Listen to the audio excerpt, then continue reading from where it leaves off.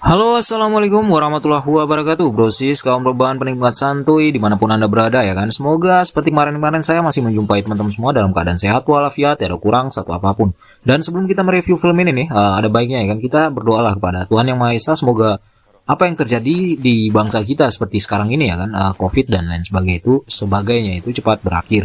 Amin. Oke, untuk kesempatan kali ini, film yang akan kita bedah nih adalah film bergenre action ya, ninja-ninjaan yang berjudul Shinobi no Kuni.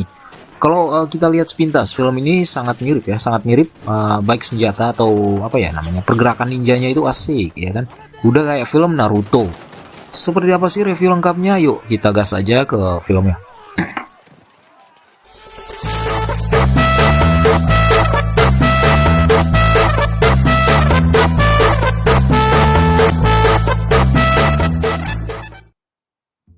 Oke, brosis, film ini akan dimulai dengan menampilkan beberapa biji ya kan, ninja hitam bertampang lucu yang sedang mengendap-endap menuju sebuah benteng. Mereka dipimpin oleh Momoji Sandayu, seorang ninja tingkat tertinggi yang atau biasa disebut sebagai Jonin ya kan kalau di film Naruto. Dengan penuh percaya diri setelah si Momoji sosokan merapalkan beberapa mantra ya kan, mereka mulai bergerak mendekati benteng. Ternyata kedatangan mereka juga sudah dinantikan dengan santuy banget nih oleh si Pak Tua pemimpin benteng yang bernama buset dah susah banget. Shimoyama Kai, atau ya dia juga Jonin ya dari si benteng ini. Dengan pergerakan khas ninja nih, mereka mulai beraksi dan cerut, para ninja Iga langsung saja menghajar mereka tanpa ampun. Beberapa tepar sisanya auto ngacir menyelamatkan diri. Mereka benar-benar menjadi bulan-bulanan para ninja yang ada di benteng. Jadi mereka ini adalah sama-sama ninja dari negara Iga, cuman berbeda klan lah, kira-kira seperti itu. Di dalam benteng nampak seorang pemuda gagah perkasa yang kaget dengan pertarungan yang baru saja terjadi. Dia menganggap bahwa pertarungan itu konyol sebab sebenarnya kedua klan ini nggak tahu kenapa mereka harus bertempur satu sama lain ya. Namanya adalah Haibe. Tiba-tiba ada asap mengepul di dalam benteng, disusul tumbangnya beberapa ninja dekat situ. Ternyata ninja hebat yang melakukannya adalah Mumon. Si Mumon ini namanya berarti gak ada pintu baginya. Dan ternyata benar saja, setelah gerbang benteng dia buka, dia lalu bergegas pergi meninggalkan benteng. Melihat itu semua pasukan penyerang segera saja bergegas masuk, sedangkan si Mumon pergi menuju Momoji untuk meminta upahnya.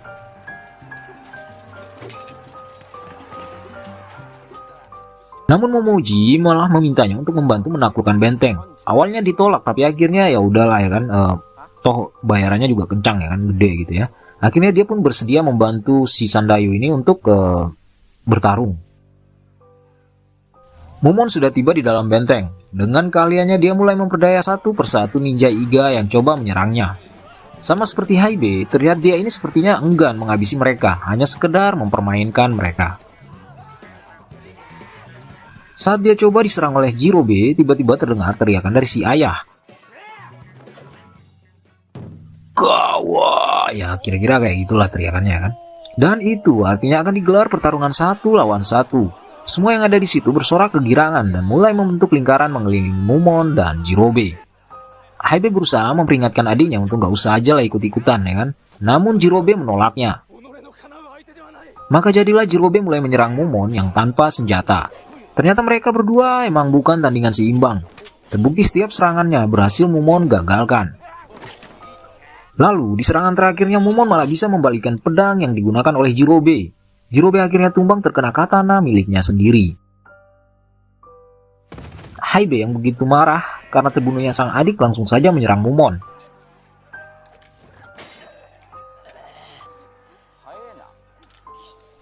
Tiba-tiba terdengar gong berbunyi, petanda berakhirnya kawa. Setelah itu kehidupan di dalam benteng kembali normal seperti biasa, seperti tidak pernah ada pertempuran sebelumnya.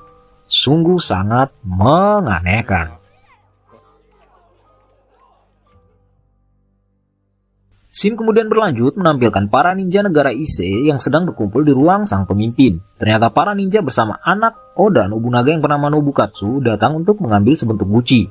Kata Nobukatsu, jika si pemimpin mau menyerahkan guci kecil itu, maka kerajaan Ise dipastikan akan aman dari serangan Oda Nobunaga. Sang pemimpin menolak, maka Nobukatsu menyuruh Sasuke, ya kita sebut aja gitulah soalnya susah namanya kalau disebut, membunuh si pemimpin. Setelah beberapa serangan malah Sasuke yang kalah. Namun saat si Sasuke akan dihabisi oleh si pemimpin, Daizen bergerak cepat, menyabetkan katananya pada si pemimpin. Dengan terus menutupi luka, si pemimpin berpesan kepada Sasuke dan Daizen yang ternyata adalah dua pengawal setianya untuk tetap melindungi dan memperhatikan semua warga negara Ise meskipun nanti mereka berdua sudah bergabung bersama Oda Nobunaga si penjajah. Setelah itu dia pun tumbang mengembuskan nafas terakhirnya di pangkuan Daizen. Semua negara yang mengelilingi negara Iga telah berhasil Oda kuasai. Karena itu para pemimpin klan di negara Iga mulai berkumpul dan membuat rencana untuk menghadapi Oda Nobunaga. Dan ternyata rencananya adalah mereka akan menyerah kepada si Oda Nobunaga. Maka diutuslah Haibei beserta seorang lagi nih untuk menyampaikan maksud menyerahkan diri mereka. Namun si Haibei yang sudah kepalang kesal kepada para ninja Iga yang dianggap nggak berperikemanusiaan malah bilang kepada pasukan si Oda kalau sampai kapanpun Iga nggak akan pernah menyerah. Para shinobi Iga adalah ninja kuat yang mampu menghadapi berapapun pasukan Oda Nobunaga. Mendengar itu sebenarnya para jenderal sudah memperingatkan kalau itu bisa jadi adalah jebakan. Tapi dengan mulut manisnya, Haibei lalu bilang, pasukan Oda adalah yang terkuat. Oda Nobunaga jika turun tangan bisa meratakan semuanya. Si pemimpin yang merasa tertantang membuktikan kehebatannya kepada Oda Nobunaga lalu memutuskan untuk menyerang. Haibei juga menambahkan, jika ingin menang maka mereka harus membangun benteng di salah satu wilayah Iga. Para petinggi Oda di keesokan harinya lalu menemui para petinggi negara Iga. Awalnya para petinggi Iga mati-matian menolak pembangunan benteng, namun ketika mereka dijejali berkotak-kotak emas, mereka akhirnya menerima dengan lapang dada dan begitu rakusnya. Buset. Iya, mirip lah ya kan kayak pejabat negara kita sekarang ini ya. Iya, oknum-oknum. Begitupun dengan para shinobinya yang awalnya enggan menjadi pekerja dalam pembangunan benteng. Setelah dijanjikan bayaran yang gak sedikit, ujung-ujungnya malah rebutan.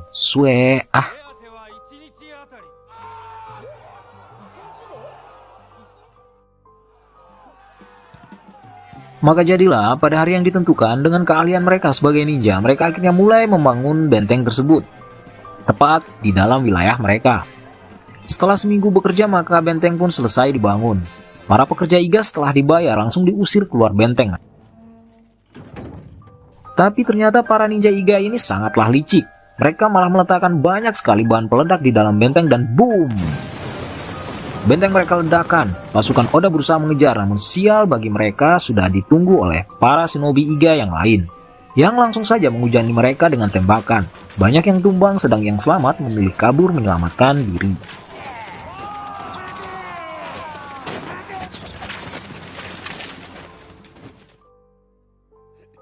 Menyadari pasukan Oda yang bisa saja menyerang kapan saja, para pemimpin Iga lalu berkumpul mengatur rencana. Pada semua shinobi mereka juga wajibkan untuk ikut berperang, karena jika tidak maka semua keluarganya akan dihabisi. Mereka yang awalnya enggan karena dalam pertempuran ini mereka nggak akan mendapatkan uang, kan? Mau tidak mau akhirnya nurut pada keputusan. Mumon yang sama sekali gak tertarik dengan perang yang gak menghasilkan akhirnya memutuskan untuk menemui dan mengancam Nobukatsu. Dia bilang kalau Nobu masih nekat menyerang Iga, maka akan dia habisi. Setelah itu dia pun pergi. Namun gak sengaja si Mumon ini malah nyasar ke ruang penjara si Tuan Putri, anak dari pemimpin yang sudah Daizen bunuh di awal film tadi kan ya. Si putri yang tahu para shinobi Iga mau disuruh melakukan apapun intinya dibayar, akhirnya menawarkan guci teh imut yang asli asalkan Mumon membunuh Oda. Mengetahui guci tersebut bernilai sangat tinggi, Mumon pun akhirnya menyanggupinya. Hari penyerangan pun tiba. Dengan kekuatan 10.000 pasukan, Nobukatsu menyerang Iga. Para pemimpin Iga mengira Daizen tidak akan ikut berperang. Itu artinya mereka akan dengan mudah mengalahkan Nobukatsu. Mereka pun akhirnya mempersiapkan semuanya. Di 3 titik mereka menunggu pasukan Nobukatsu. Namun betapa kagetnya mereka, ternyata pasukan mereka yang ikut berperang jumlahnya sangat sedikit. Sebagian besarnya malah ikut bersama Mumon ke arah Kyoto. Mereka terdiri dari para orang tua, anak-anak, dan wanita, juga para shinobi yang enggan berperang karena nggak dibayar. Dan jalannya pertempuran bisa ditebak. Di 2 titik penyegatan, pasukan Iga malah akhirnya kocar-kacir dihantam pasukan Nobukatsu dan Daizen. Haibei yang bergabung ke pasukan ketiga lalu memberitahukan trik yang biasa dipergunakan oleh para ninja klannya, yaitu menyamar sebagai apapun yang ada di dekatnya. Maka jadilah para shinobi yang sedang menyamar itu menjadi mudah untuk dihabisi.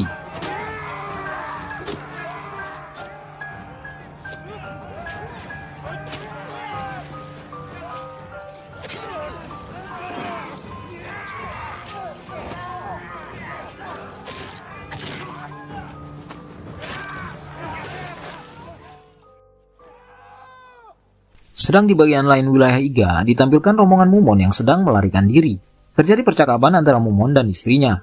Istri Mumon bilang, jika anak kecil saja bisa ikut berperang, masa kau memilih kabur, Mon? Kalau gitu biar saya aja yang berperang. Mumon yang begitu mencintai istrinya lalu bilang, ya udah saya akan balik ke medan perang. Ya namanya cinta ya, cinta itu ya begitulah namanya. Tapi istrinya menjadi kasihan jika Mumon harus ke sana sendirian. Akhirnya menyerahkan guci mahal yang pernah diberikan Tuan Putri kepada Mumon. Mumon kemudian ke dataran yang lebih tinggi mengangkat guci mahal itu yang bernama Dark Purple ya. Dark Purple, gaya asik. Lalu menjanjikan harga mahal bagi semua kepala tiap pasukan Nobukatsu.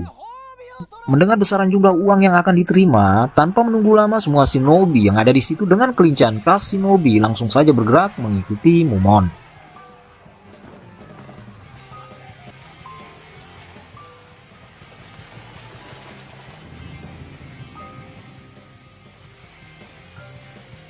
Mereka akhirnya tiba di tempat Haibe menyerang. Tanpa pikir panjang, mereka langsung saja menyerang menggunakan semua trik shinobi yang sudah selama bertahun-tahun mereka asah. Itu mengakibatkan para pasukan dan jenderal milik Nobukatsu banyak yang bertumbangan.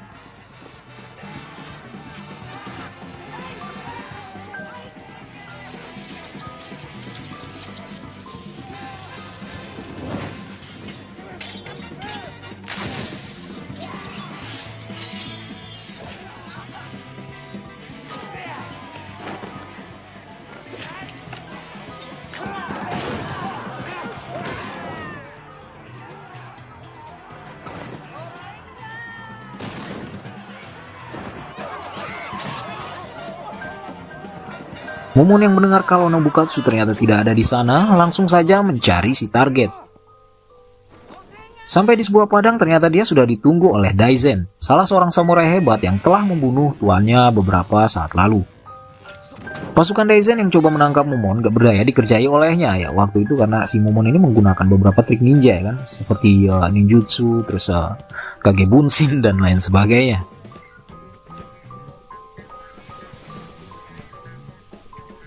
Kecepatannya bergerak benar-benar mematikan.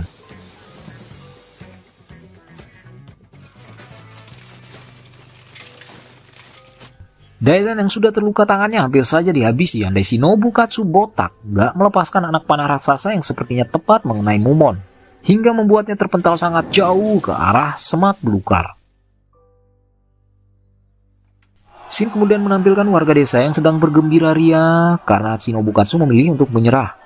Namun istri Mumon sangat bersedih saat itu karena salah seorang dari mereka bilang kalau Mumon sudah tewas terkena panah Nobukatsu. Malamnya saat semua pasukan Nobukatsu tiba di benteng dan akan beristirahat, tiba-tiba muncul Mumon yang menyamar menjadi pengawal Nobukatsu. Untung si Haibe menyadarinya hingga dia bisa segera menahan serangan si Mumon. Ternyata kehadiran si Mumon juga diikuti oleh para shinobi hebat negara Iga. Menyadari posisi mereka yang sudah terjepit, dikarenakan pintu sudah dikunci oleh teman Mumon dari dalam dan di sana ternyata hanya ada tersisa 4 orang, maka dengan cepat si Haibe meminta untuk dilakukan kawa, yaitu duel hidup mati antara 2 orang shinobi. Sebelum bertarung, si Haibe sempat meminta Mumon untuk jangan lagi mencelakai orang lain jika nanti dia kalah dan terbunuh. Duel pun dimulai, kedua shinobi mulai menyerang bertahan menggunakan keahlian masing-masing.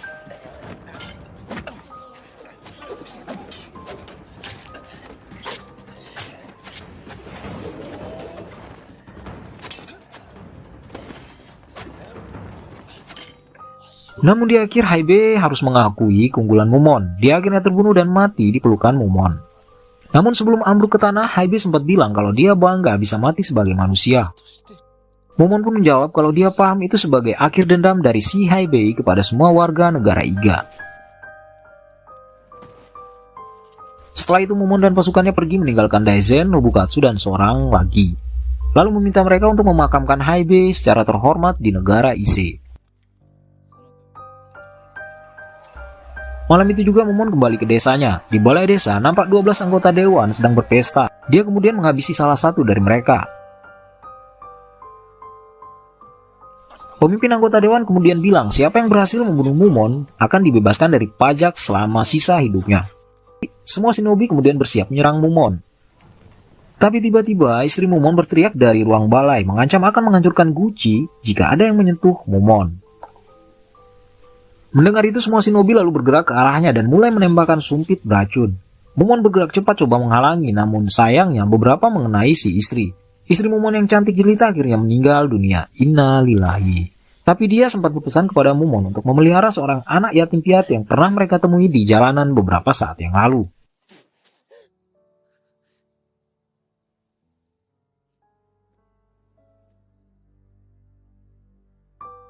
Dengan sangat marah plus sedih, Mumon akhirnya pergi dengan menggendong mayat istrinya, meninggalkan para warga desa rakus dan gak berperi kemanusiaan. 2 tahun sudah berlalu, pasukan Oda Nobunaga dan Nobukatsu kembali datang untuk membalaskan kekalahan mereka beberapa masa yang silam. Dengan jumlah pasukan yang sangat besar, desa Iga mereka hancurkan dan ratakan dengan tanah. Sebagian besar shinobi berhasil mereka habisi. Sebelum mereka pulang, teman Daizen bilang dia sangat senang dengan terbunuhnya semua shinobi. Namun Daizen bilang kepadanya, kalau sifat para shinobi yang tamak, rakus, dan gak berperi kemanusiaan sampai kapanpun akan terus ada, menyebar hingga ke anak cucu kita nanti.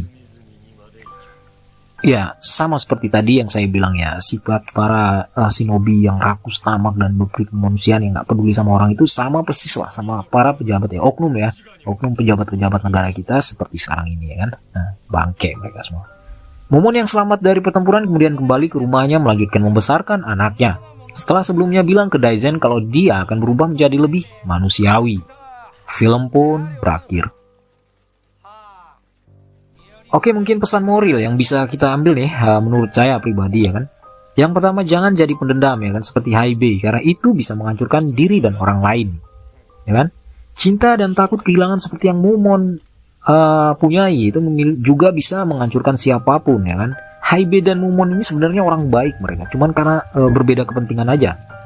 Si Haibe terlalu pendendam kepada rakyat si Mumon juga takut dendam Haibe ini bisa menghancurkan warganya, apalagi istri yang sangat dia cintai ya kan. Terus sampai kapanpun sifat tamak seperti shinobi Iga ya kan, para shinobi Iga itu tidak akan pernah bisa hilang ya kan. Kalau sudah hilang, itu justru bahaya. Karena akan kiamat dan kita semua akan go to the akhirat.